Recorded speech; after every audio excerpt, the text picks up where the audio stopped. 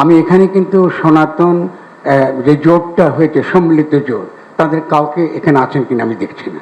কারণ বাংলাদেশের এখনকার সংকটে সবচেয়ে গুরুত্বপূর্ণ যারা আছেন তারা হলো সনাতন যে জোট, সম্মিলিত জোট তারা, এবং তাদেরই যে নেতা চিন্ময় কৃষ্ণ দাস, তিনি ইতিমধ্যে সরকার তাকে গ্রেফতার করেছেন রাষ্ট্রদ্রোহিতার অভিযোগে। এখন আমার সালাম নেবেন, প্রণাম জানবেন, জয়গুরু।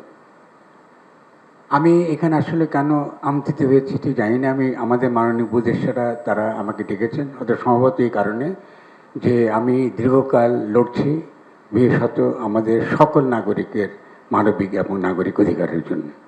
সেদিক থেকে আমার চোখে রাষ্ট্রের দিক থেকে আসলে এই ধর্ম বা ধর্মীয় পরিচয় কিংবা অন্য কোনো পরিচয় হচ্ছে অনেক গুরুত্বপূর্ণ পরিচয় হচ্ছে নাগরিক অধিকারটা নিশ্চিত করা, এবং জুলাই গণঅভ্যুত্থানটা হয়েছে নাগরিক অধিকার নিশ্চিত করার জন্য। তো সেই দিক থেকে আমরা দেখেছি যে জুলাই গণঅভ্যুত্থানের পরে বিভিন্ন ক্ষেত্রে নাগরিক অধিকার ক্ষুণ্ণ হয়েছে। এটা আমরা একটা বড় ঘটনা, একটা অভূতপূর্ব বিপ্লবতে দিয়ে গেছি, এবং এটা একটা নানান কারণে আমাদের শিথিলতা আছে, আমাদের দুর্বলতা আছে, কিন্তু সেই সুযোগটা কিছু কিছু শক্তি আমাদের দেশের ভেতরে এবং দেশের বাইরে তা এটা গ্রহণ করতে চাইছে, এবং বর্তমান সরকারকে আনস্টেবল করবার তাদের একটা অত্যন্ত পরিষ্কার একটা আমরা দেখছি তাদের একটা পরিকল্পনা আছে। সেই থেকে আমার প্রথম যে কথাটা হবে, আমাদের সকলকে অনেক বেশি সতর্ক হতে হবে, এবং ইস্যুটা শুধুমাত্র যে এই আমাদের সম্প্রীতি, ধর্মীয় সম্প্রীতি ব্যাপারটা তা নয়। এটা নাগরিক এবং মানবিক অধিকারের প্রশ্ন, এটা বাংলাদেশকে নতুনভাবে গঠনতন্ত্র প্রণয়নের প্রশ্ন, এবং একই সঙ্গে এই বর্তমান অন্তর্বর্তীকালীন সরকার আমাদেরকে যে স্বপ্ন দেখাতে পারে তার সঙ্গে এটা যুক্ত। এবং এটার সঙ্গে আমি আর দুইটা কথা দিয়ে যোগ করবো, যেহেতু সময় অত্যন্ত কম, আসলে অনেক আলোচনা করার দরকার আছে। আমি এখানে কিন্তু সনাতন যে জোটটা হয়েছে, সম্মিলিত জোট, তাদের কাউকে এখানে আছেন কিনা আমি দেখছি না। কারণ বাংলাদেশের এখনকার সংকটে সবচেয়ে গুরুত্বপূর্ণ যারা আছেন তারা হলো সনাতন যে জোট, সম্মিলিত জোট তারা, এবং তাদেরই যে নেতা চিন্ময় কৃষ্ণ দাস, তিনি ইতিমধ্যে সরকার তাকে গ্রেফতার করেছেন রাষ্ট্রদ্রোহিতার অভিযোগে। এখন রাষ্ট্রদ্রোহিতা একটা কিন্তু ব্রিটিশ আইন, এবং আমরা কিন্তু জুলাই গণঅভ্যুত্থানের পরে এই ধরনের আইন নাগরিকদের উপর প্রয়োগ হবে এটা কিন্তু আমরাও আশা করি না যারা জুলাই অভ্যুত্থানের সঙ্গে যুক্ত ছিলেন। ফলে এখানে আইনগত দেখতে হচ্ছে যে একজন ব্যক্তি এখানে আপনার তার বিরুদ্ধে অভিযোগ করেছে, যে অভিযোগ করা হোক না কেন, তিনি একজন একটা বিএনপির তিনি একজন সদস্য, এবং সেই সদস্য করেছে, পরবর্তীকালে বিএনপি আবার তাকে বরখাস্ত করেছে, তার দল থেকে বহিষ্কার করেছে, কিন্তু তার এই মামলাটা তোলা হয় নাই। ফলে দেখা যাচ্ছে এখানে একটা রাজনৈতিক দলেরও এখানে একটা উস্কানি রয়েছে পরিষ্কার, যেটা আমাদেরকে পরিষ্কার হতে হবে যে কেন এই মামলাটা করা হলো, এবং যদি তারা বহিষ্কারই করে থাকেন তাহলে সেই মামলা কেন তারা উঠে তারা করেন। ফলে আমাদের কাছে প্রশ্ন এসে গেছে, যারা আমরা জুলাই অভ্যুত্থানে ছিলাম এবং আমাদের উপদেশ সমাজে অনেকে আছেন, তাদের জীবন ঝুঁকি নিয়ে আমরা এই কাজটা করেছি। ফলে যারা বাংলাদেশকে অস্থিতিশীল করছে এটা কিন্তু বাংলাদেশের ভেতরে, আমি কলকাতার কি তাদের যে একটা অত্যন্ত নিম্ন শ্রেণীর আপনি কেবল গণমাধ্যম কী প্রচার করছে এটা ইররিলেভেন্ট আমাদের জন্য। আমরা জানি যে ভারতের যে তাদের যে সত্যিকারে যারা তারা সিদ্ধান্ত গ্রহণ করেন তাদের ব্যাপারটা ভিন্ন রকম। ফলে আজকে এখানকার যে বিভিন্ন ধর্মের সঙ্গে সম্পর্কের প্রশ্নটা একই সঙ্গে একটা ভূরাজনৈতিক প্রশ্ন হয়ে উঠেছে, এবং এটা বাংলাদেশের জন্য অত্যন্ত বিপজ্জনক। এবং আমি অত্যন্ত ক্ষোভের সঙ্গে এটা বলবো যে আমাদের এই ব্যাপারটা হ্যান্ডেল করাটা, এটাকে এনগেজ করাটা, যারা আমাদের দুঃখ পেয়েছেন, কোনো কারণে মনে করছেন তাদের নাগরিক মানবিক অধিকার ক্ষুণ্ণ হয়েছে, তাদের সঙ্গে কথা বলবার জন্য আমরা রয়েছি নাগরিকরা, আমরা এই গণ অভ্যুত্থানের সঙ্গে যারা যুক্ত, আমরাই রয়েছি তাদের সঙ্গে কথা বলবার জন্য। সেই ক্ষেত্রে যদি আইনের দ্বারা, ব্রিটিশ আইনের দ্বারা একজন নাগরিককে, আমি তিনি একজন সন্ত, এর আগে এখানকার সনাতন ধর্মাবলম্বীদের বিভিন্ন রাজনৈতিক দল বিভিন্নভাবে ব্যবহার করেছে, এবং তারা সেই বিভিন্ন ব্যবহারের থেকে তারা বেরিয়ে এসে তারা আজকে এই ছাত্রদের এই আন্দোলনে সমর্থন দেবার জন্যে তারা নৈতিকভাবে যেমন তারা তৈরি, একই সঙ্গে এই সরকারকে তারা সমর্থন দেবার জন্য তৈরি।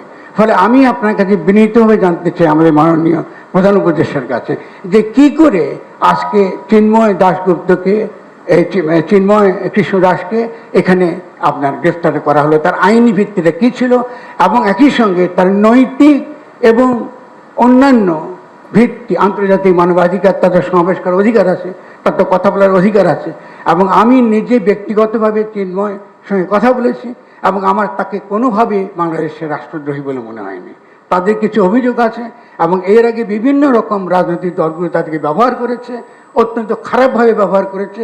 এই মানুষটি সেই ব্যবহার থেকে বেরিয়ে এসে, যেহেতু সে একটা সন্ত, একজন সাধু, তিনি এসে চেষ্টা করছেন সকলের সঙ্গে মিশে এটা করতে, ফলে তার কোনো কোনো কথার মধ্যে আমাদের হতে পারে, আমরা দ্বিমত করতে পারি, অমত করতে পারি, তর্ক করতে পারি, কিন্তু অবশ্যই তিনি বাংলাদেশের রাষ্ট্রদ্রোহী, বাংলাদেশকে ধ্বংস করতে চায়, এরকম কোনো রকম তৎপরতার সঙ্গে যুক্ত আছে। এটা আমার কাছে কোনো প্রমাণ নেই, অন্তত আমার কাছে নেই। যদি আমাদের স্বরাষ্ট্র মন্ত্রীর কাছে থাকে, আমি আনন্দ চিত্তে এটা দেখব। তো আমি মনে করি যে এই যে একটা বড় বিপদের মধ্যে আমরা বাংলাদেশকে ফেলে দিয়েছি, এই বিপদটা আমরা উদ্ধার পাওয়াটা এখন অত্যন্ত গুরুত্বপূর্ণ। আজকে যে ভাবমূর্তি নষ্ট হয়েছে আমাদের, আমি অত্যন্ত দুঃখের সঙ্গে কথাটা বলছি। এতগুলো মানুষ মারা গেল, এতগুলো ছেলে পঙ্গু হয়ে রয়েছে, সেখানে আমরা এখানে বাংলাদেশকে একটা জঘন্য দেশ হিসেবে, যেখানে সংখ্যালঘুরা নিরাপদ নয়, এইভাবে আমরা আমাদেরকে আজকে সারা পৃথিবীতে আগে করা হচ্ছে। অথচ এই ধরনের লোকদেরকে, চিন্ময় যিনি যে সন্ত, তাকে নিয়ে আজকে সারা পৃথিবীকে বলতে পারতাম যে বাংলাদেশের সংখ্যালঘুরা আপনার মোটো আপনার অনিরাপদ নয়, তাদের উপর যে নির্যাতন হয়েছে, নিঃসন্দেহে সেই নির্যাতনের একটা অবশ্যই তার একটা বিহিত হবে। এখানে দেবত্ব সম্পত্তি দখল হয়েছে আওয়ামী লীগের আমলে। এখানে আমি জানি যে আরও যারা আছেন, বৌদ্ধ আছে, বিভিন্ন বৌদ্ধ মঠ আছে, বৌদ্ধ বিহারের কথা বলা আছে, এগুলো তো দখল হয়েছে এর আগে সরকারের আমলে। তবে এই সরকার তো উচিত ছিল এই যে বিষয়গুলো, যেগুলো তারা আন্তরিকভাবে হাজির করার চেষ্টা করছেন, এটা মনোযোগ দিয়ে শোনা। তো আমি বিনীতভাবে অনুরোধ করবো। তাছাড়া আরেকটা কথা বলি, মাজার ভাঙ্গা হচ্ছে, মাজার ভাঙ্গা হচ্ছে।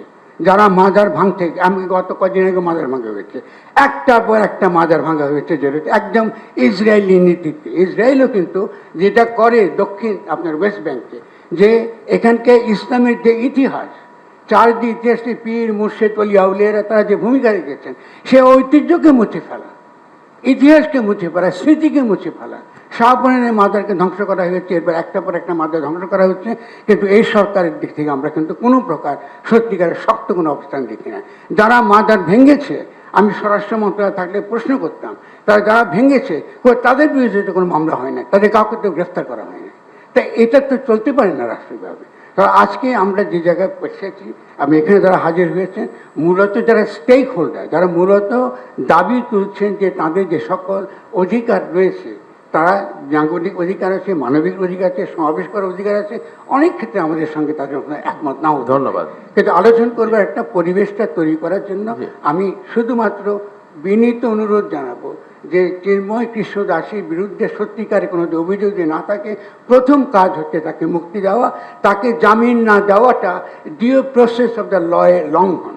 আমরা যারা আইনের পেপে বুঝি, এইগুলো আমাদেরকে যে রাষ্ট্রের তরফ থেকে যদি এগুলো আমরা আন্তরিকভাবে যদি এগুলো হ্যান্ডেল করতে না পারি, আমি মনে করি আমরা অত্যন্ত বিপজ্জনক দিকে খুব দ্রুত দিয়ে চলেছি। আমি অত্যন্ত দুঃখিত, আমি অত্যন্ত আবেগের সঙ্গে কথা বলেছি, এবং যেহেতু আমরা লড়ছি, রাস্তায় রয়েছে, এই জন্য আমার মধ্যে আবেগটা থাকবে, এটা অত্যন্ত স্বাভাবিক। আমি সবাইকে আবার ধন্যবাদ জানাচ্ছি আমার পক্ষ থেকে, আপনারা সকলের সরঞ্জাম।